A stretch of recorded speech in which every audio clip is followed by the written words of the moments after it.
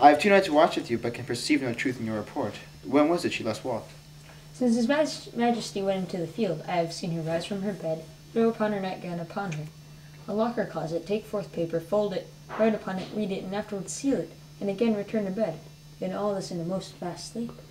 A great perturbation in nature to receive at once the benefit of sleep, and do the effects of watching.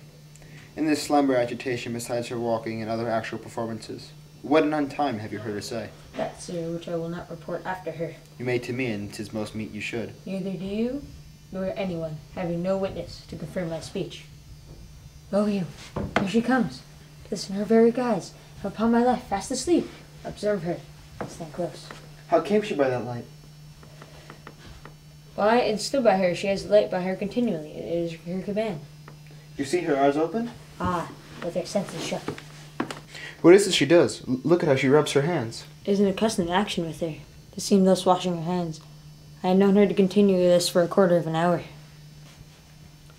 Yet, here's a spot. Hark, she speaks. I will sit down what comes from her to satisfy my remembrance the more strongly. Out, damned spot! Out, I say! 1, 2. Well then, it is time to do it. Hell is murky. Fie, my lord, fie! A soldier and a fiat! Yet, who'd have thought the old man to have such blood in him? Do you mark that? The Thane of Fife, he had a wife. Where is she now?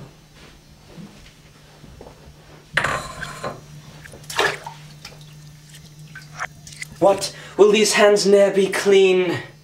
No more of this, O Lord, no more of this! You mar all with your startling.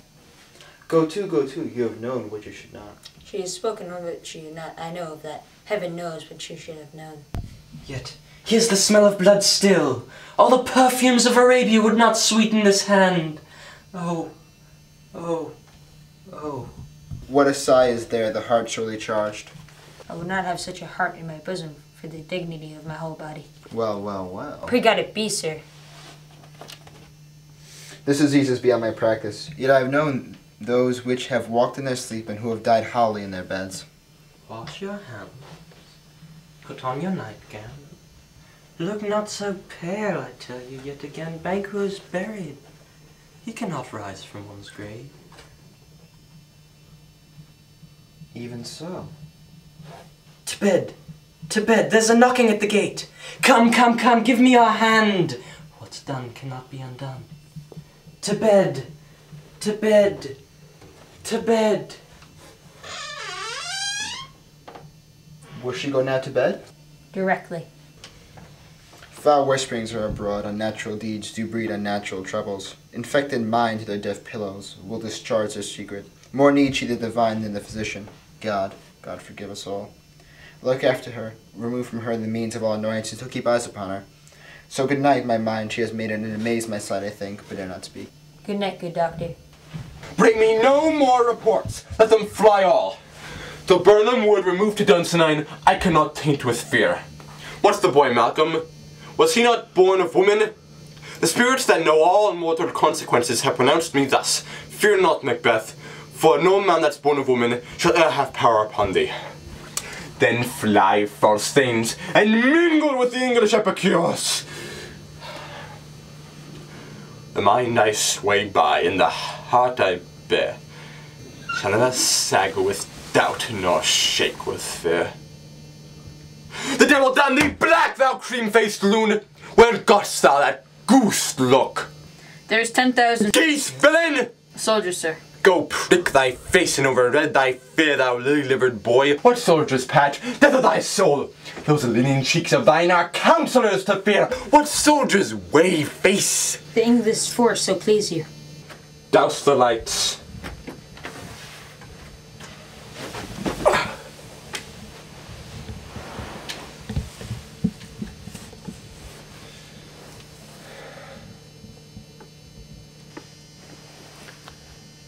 I have lived long enough. My way of life is fallen into the seer. The yellow leaf that which should accompany old age, as honor, love, obedience, troops of friends, I must not look to have, but in their stead curses, not loud, but deep, mouth honor, breath, which the poor heart would fain deny, and dare not.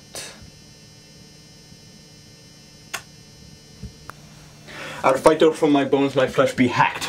Give me my armor. 'Tis not needed yet. I'll put it on! Send out more horses, scare the country round, hang those that talk of fear. Give me my armor. How is your patient, doctor? Not so sick, my lord, as she is troubled with thick-coming fancies that keep her from her rest. Cure her of that. Canst thou not minister to a mind diseased, pluck from the memory a rooted sorrow, raise out the written troubles of the brain, and with some sweet oblivious antidote, cleanse the stuffed bosom of that perilous stuff which weighs upon the heart? Therein the patient must minister to himself. Throw filling to the dogs! I'll none of it! Come, put mine armor on! Give me my staff. Servant, send out! Doctor, the things fly from me. Come, sir, dispatch. If thou couldst, doctor, cast the water of the land, find the disease, and purge it to a sound and pristine health, I would applaud thee to the very echo that should applaud again. Pour it off, I say. What rhubarb, senna, or what purgative drug would scour these English hence? Hear'st thou of them? Aye, my good lord. Your royal preparation but makes us hear something. Bring it after me. I will not come. I will not be afraid of death and bane. To Burnham Forest come to Dunsinane. Cousins, I hope the day is near at hand that Chambers will be safe. We doubt it nothing. What wood is this before us? 'Tis Burnham wood. Let every soldier hew him down a bow, and beareth before him. Thereby shall we shadow the numbers of our host and make discovery, and report of us. We learn no other, but the confident tyrant keeps still in Dunsinane, and will endure our setting down before it. 'Tis his main hope, for where there is advantage to be given, both more and less are given him to revolt, and none serveth him but constrained things, whose hearts are absent too. Let our just censors attend the true event, and put we on industrious soldiership. The time approaches. That will with due decision make us know what we shall say, we have, and what we owe. Thoughts speculative, their unsure hopes relate, but certain issues strokes must arbitrate, towards which advance the war. Hang out our banners on the outward walls. The cry is still they come. Our castle strength will laugh a siege to scorn. Here let them lie till famine and the ague eat them up. Were they not forced with those that should be ours, we might have met them devil beard to beard and beat them backward home. What is that noise? It was the cry of woman, my good lord.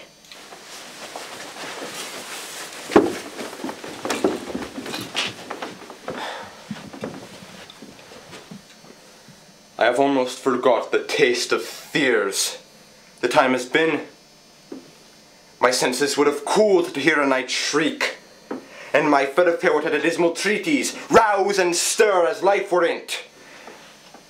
I have supped full with horrors, direness, familiar to my slaughterous thoughts, cannot once start me.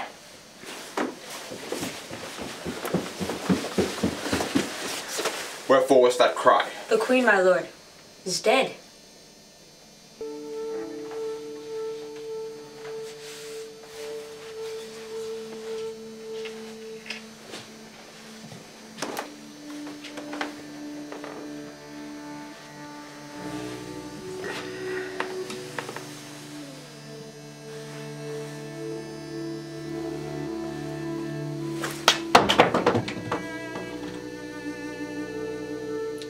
She should have died hereafter. There would have been a time for such a word. tomorrow and tomorrow and tomorrow creeps in this petty pace from day to day, to the last syllable of recorded time. And all our yesterdays have lighted fools the way to dusty death. Out, out, brief candle! Life's but a walking shadow, a poor player that struts and frets his hour upon the stage, and then is heard no more. It is a tale told by an idiot, full of sound and fury, signifying nothing.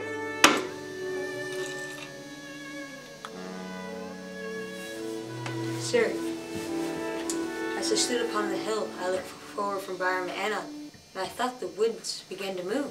Liar and slave! Let me endure your wrath and be not so. Within 3 miles when you see it coming, I say, a moving grove. If thou speakest false, upon the next tree shalt thou hang alive till famine cling thee. If thy speech is sooth, I do not care if thou dost for me as much. I pulled in resolution and begin to doubt the equivocation of the fiend that lies like truth. Fear not, till Burnham would do come to Dunsinane. And now, a wood comes to Dunsinane, arm, arm, and out! If this which here vouches does appear, there is nor flying hence nor tarrying here. I begin to be weary of the sun, and wish the estate of the world were now undone. Ring the alarm bell! Blow wind! Come rack! At least we'll die with harness on our back!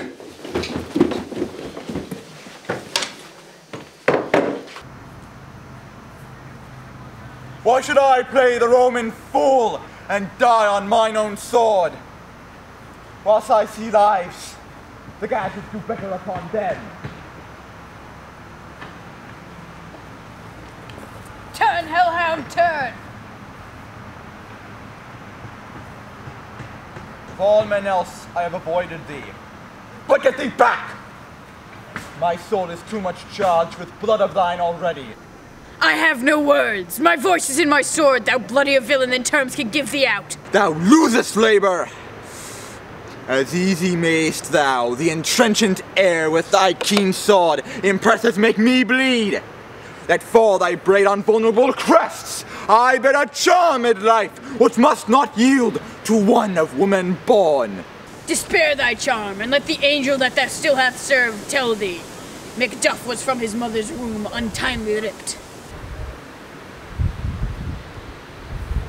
Accursed be that tongue that tells me so, for it hath cowed my better part of man. And be these juggling fiends no more believed, that palter with us in a double sense, that keep the word of promise to our ear and break it to our hope. I'll not fight with thee. Then yield thee, coward, and live to be the show and gaze the time. We'll have thee, as our rarer monsters are, painted on a pole, and under it, here may you see the tyrant. I will not yield to kiss the ground before young Malcolm speaks, and to be baited with the rabble's curse. Though Burnham would do come to Dunsinane, and thou opposed, being of no woman born, yet I will try the last. Before my body, I throw my warlike shield. Lay on, Macbeth. Damned be him that first cries, "Ho, enough!"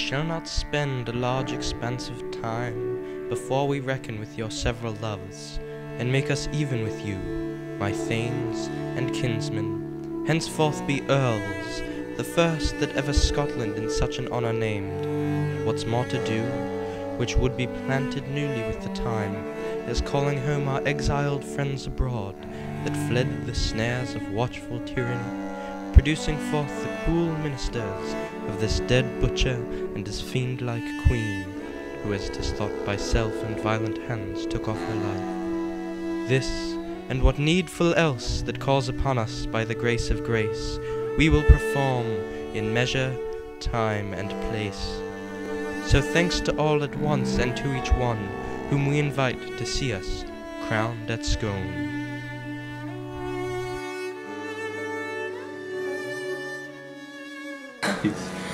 How the 1, 2, 3, 4, 5. Well, I was just rehearsing, and I was aware that people might see me and hear me, but that nothing might go wrong. And then all of a sudden I see a cop coming down, and I was just thinking it was some person walking by, checking to see if I'm alright. And then he says, drop the cane and get out, come over here to the tree. And he puts one hand behind my back. And he's got the bulletproof vest on. And he kept on, and the other officer kept on asking me all these questions like, do you know who lives at this house? What are you doing here? What were you doing with the cane?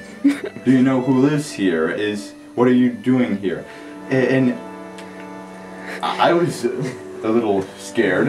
I mean, I knew that I hadn't broken any law, so I'm just speechless right now.